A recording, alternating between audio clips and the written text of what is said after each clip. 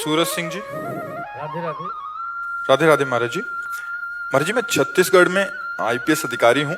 महाराज जी, आपकी रील्स देखता रहता हूँ और जीवन में मार्गदर्शन लेता रहता हूँ। कृपया मुझे ये बताने का कष्ट करें कि आपको कैसे ज्ञात हुआ कि ये ही आपके सदगुरुदेव हैं। और चार हमने हमने श्री जी से प्रार्थना की थी। पहला जब सबसे पहले गुरुदेव मिले जो बाल्यावस्था में, तो हमने आकांक्षा भी नहीं की थी गुरुदेव की। मतलब ज्ञान ही नहीं था मुझे कि मुझे गुरुदेव वरण करने। बस मुझे था कि भगवान प्राप्त करना है। मेरे जीवन का लक्ष्य भगवान की प्राप्ति, और वो होती है भजन से। और उस समय संत जन आया करते थे तो घर में कीर्तन होता था, श्री राम जय राम जय जय राम, श्री राम जय राम जय जय राम। तो वो नाम और भगवान की प्राप्ति करनी है।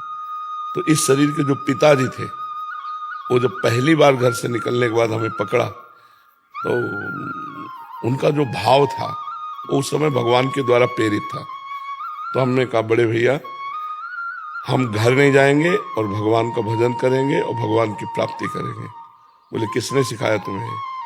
तुम कहे, सिखाने पढ़ाने से नहीं, अपने आप से। बोले, फिर भी चलो हमारे साथ। हम कहा, घर नहीं जाएंगे चाहे मार डालो। तो उनका घर नहीं, पर ऐसे थोड़ी चला जाता है जैसे तुम चल पड़े, घर से निकल पड़े।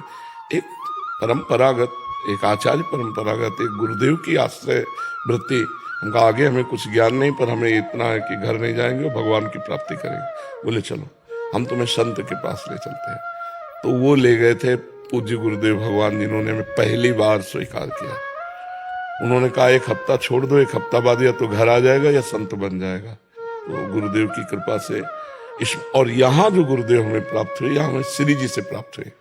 हमने श्री जी से प्रार्थना की थी कि हमारे कठोर शुष्क ज्ञान मार्ग के हृदय को प्रेम में बना देने के लिए आप गुरुदेव रूप से मिलो। मैं ऐसे पहचान नहीं कर पाऊंगा कि आप कौन है, मेरे गुरुदेव कहाँ हैं, आप स्वयं मिलो। तो हरिवंश महाप्रभु के मंदिर में हम थे, तो गोसाई जी ने कहा, बाबा सुनो, हमारे संप्रदाय में एक सहचरी भाव के सिद्ध महापुरुष हैं, आप जानते हो? तुम कहा, नहीं महाराज जी, हम किसी को नहीं जानते।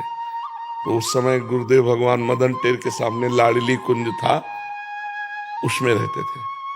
तो कहा कि आप वहां जाना।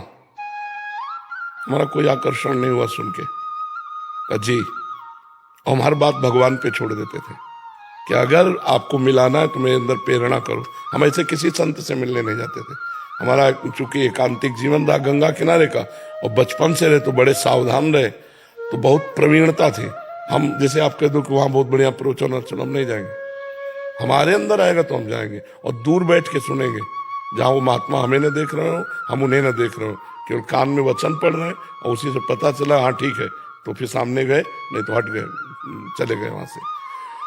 जे भी अपनी कुटिया आए तो एक ब्रजवासी थे, उनका दंडोत बाबा, तो बहुत जोर के महात्मा है बाबा, वृंदावन की चरम सीमा के रस में उपासना में डूबे हुए ये मदन टेर के सामने आप कभी मिलो। हमका ये बात तो गोस्वामी जी ने भी कही, और ये बात इन्होंने भी कही। हमका तीसरी बात रही कि हमारे अंदर आ जाए कि मैं मिलूं। 4 शाम के बजे होंगे कि हाहाकार मच गया, मतलब एकदम व्याकुलता का, मुझे मिलना ही मिलना है, मिलना ही मिलना है। पहुंचे, दरवाजा खटखटाया, आधा घंटा तक खटखटाते रहे, अंदर से बंद था। आधा घंटा बाद पादुका की आवाज आई। देख, पहली सीन में बिक गए। पहले दर्शन में ही महाराज जी के आंसू चल रहे थे, बार बार अचला से पूछ रहे थे। जी देखा कि अरे गजब है। अब देखते ही कि इसने उच्च कोटि प्रेम की अवस्था। महाराज जी ने ऐसे देखा, सन्यासी वेश हमारा, लाल वो भगवा वस्त्र, त्रिपुंड लगाए। बोले नहीं, उनका आप जाइए, फिर कभी आना। ऐसे इशारे से उनका, नहीं महाराज जी, मैं जी नहीं पाऊंगा, मुझे एक क्षण चाहे दीजिए, 1 मिनट दे दीजिए, कल आना। नहीं महाराज जी, अभी हमें समझ आए। हम कहा, ऐसी विभूति जो मुंह फेर ले तो फेर ही ले, फिर क्या। जाके अपने आसन में बैठा ला। हमारा कोई गुरु भाव तो था नहीं, तो महाराज जी के आसन में एक संत को जैसे बैठालते, वहां बैठते ही हमें रोना शुरू। क्यों रो रहे हमें खुद पता नहीं। कहे तो परमाणु है महाराज जी के, कहा महाराज जी मैं प्रिया प्रीतम की उपासना करना चाहता हूँ लेकिन सन्यासी हूँ, अहम ब्रह्मास्मि की उपासना रही, कैसे आगे बढ़ूं, क्या करूं, मुझे कुछ समझ में नहीं आता। महाराज जी ने ऐसे 3 अंगुली पकड़ी, सब ठीक हो जाएगा, सब ठीक हो जाएगा। बस जिस दिन से पकड़ा उस दिन से निहाल कर दिया, उस दिन से निहाल।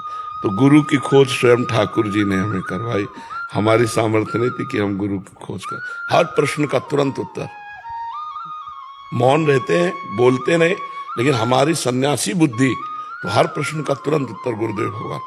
जब प्रश्नों का उत्तर समाधान मिल गया, जैसे कि महाराज जी हमारा सूत्र है सर्वम खमलिदम ब्रह्म, ब्रह्म के सिवा कुछ नहीं, बोले हमारा भी सूत्र सर्वान वस्तुतया निरीक्ष परम स्वाराध्य बुद्धिर्मम, वह तो बात एक ही है। जब मन मिलता चला गया, इष्टाकार वृत्ति हो गई, फिर जो परिवर्तन आपको कैसे बताए, देखने में ये निकल के जा रहे हैं तो एक अंगोछा लगाए, कमंडल लिए, डंडा लिए जा रहे हैं, और ऐसी उच्च अवस्था है, स्थिति जिसे कहते हैं कि पूछो मत। हम जैसे कठोर हृदय को, हम जैसे अधम जीव को उन्होंने बदल के रख दिया, बदल के रख दिया। महापुरुषों का प्रभाव होता है।